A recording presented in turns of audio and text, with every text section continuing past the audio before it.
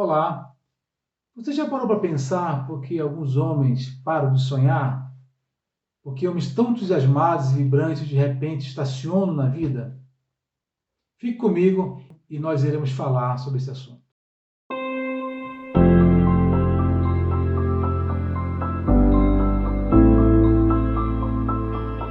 2 Coríntios 4, 16 e 18, o apóstolo Paulo dá o seguinte conselho: Por isso não desanimamos. Pelo contrário, mesmo que o nosso homem exterior se corrompa, contudo, o nosso homem interior se renova de dia em dia. O que Paulo está querendo dizer com esse homem exterior? Essa casca aqui, esse corpo físico, que ao longo dos anos vai perdendo a força, vai perdendo o vigor, vai perdendo a capacidade de fazer o que se fazia quando era mais novo. Mas Paulo está dizendo o seguinte: olha, o seu corpo pode envelhecer, mas a sua mente, o seu domínio cognitivo, a sua capacidade de pensar jamais pode envelhecer. Não pode haver um envelhecimento desse corpo e ao mesmo tempo o envelhecimento da mente. Por mais que esse corpo vá envelhecendo e vá se cansando, a nossa mente em Cristo tem que se renovar dia a dia. E eu tenho percebido que algumas pessoas têm estacionado na sua vida por causa de 3 fatores que eu quero aqui mencionar.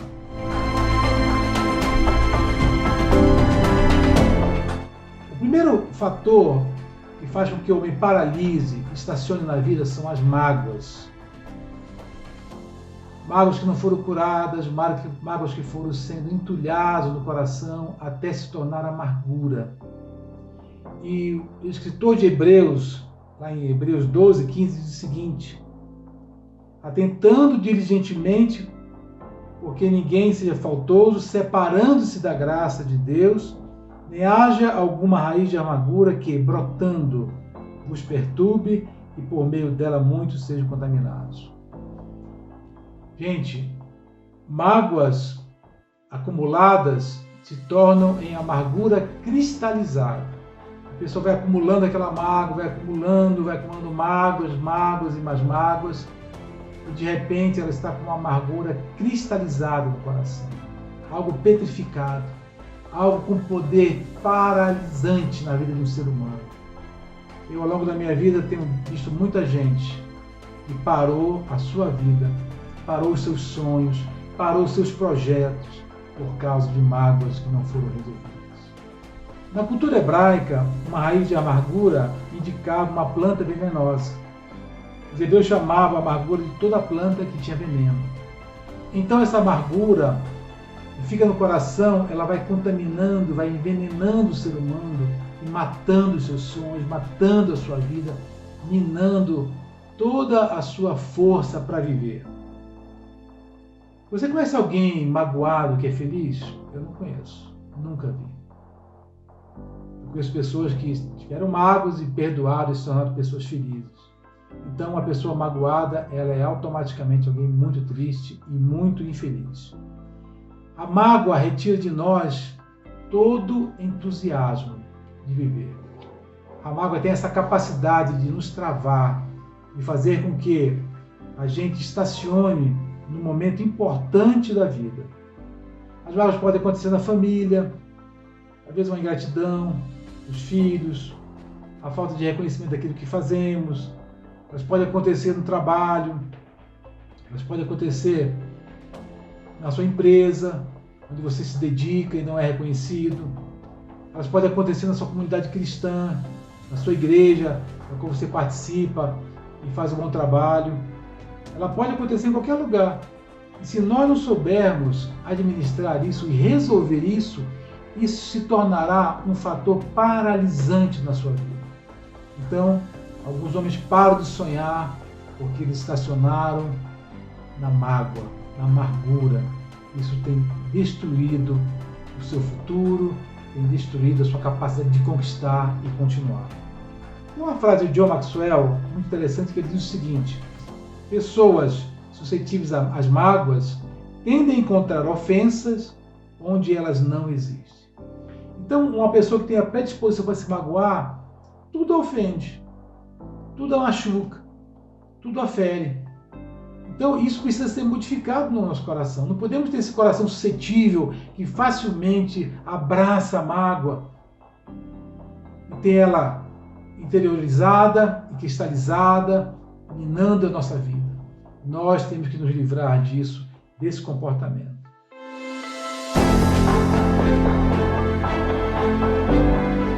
A segunda coisa que eu quero falar para você, que pode paralisar a vida dos homens e a sua própria vida, é a culpa. A culpa retira a perspectiva de futuro, ela acaba com os horizontes, ela acaba com o nosso destino. A culpa é semelhante a alguém que carrega uma mochila nas costas com uma tonelada de pedras. Vai você se encurvar para a vida, não consegue mais olhar para cima, para frente. Isso vai minando todo o seu vigor emocional, a sua força interior. E a culpa, ela produz em nós não horizontes, mas cria em nós retrovisores. E a gente só olha para trás, nunca olha para frente. Então nós precisamos entender que a culpa deve ser resolvida.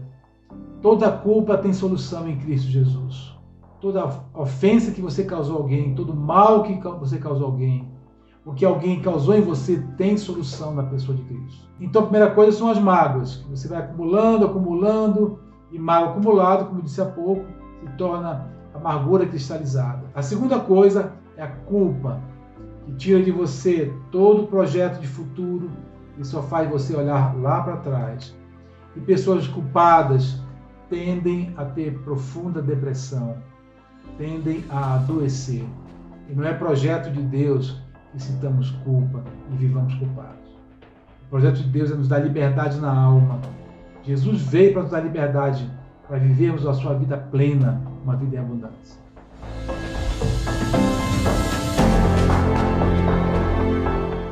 A terceira coisa que faz com que os homens estacionem é a perda do senso de propósito. Todos nós temos um desígnio selado. Todos nós nascemos com um propósito pré-estabelecido por Deus antes mesmo que nascêssemos. E ao descobrir esse propósito, nós temos que investir a nossa vida nisso. E se não fizermos isso, se perdermos o propósito da nossa vida, a vida vai nos destruir.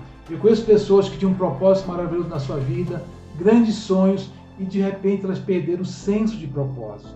Lá em Provérbios 4:23 diz o seguinte: sobre tudo que se deve guardar, guarda o teu coração, porque dele procedem as fontes da vida. Se nós não guardarmos o propósito, não guardarmos o coração, que é nossa obrigação fazê-lo, por ser mandamento, isso vai fazer com que nós paremos, fiquemos paralisados, inertes na vida. Quando a Bíblia fala em coração, ela se refere à mente, às emoções e à vontade. Então, se você não guarda o teu coração, a tua mente vai ser atingida, as tuas emoções serão saqueadas e a tua vontade será minada. Quando perdemos o propósito, nós perdemos a própria vida. E ela se torna algo frustrante, ela se torna algo sem gosto. É como uma comida sem sal, é como uma comida sem tempero, é como uma comida sem valor, é como aquela comida que você come e não tem prazer nenhum em degustá-la. Os irmãos Wright disseram a seguinte frase: o Criador decide, a criação descobre.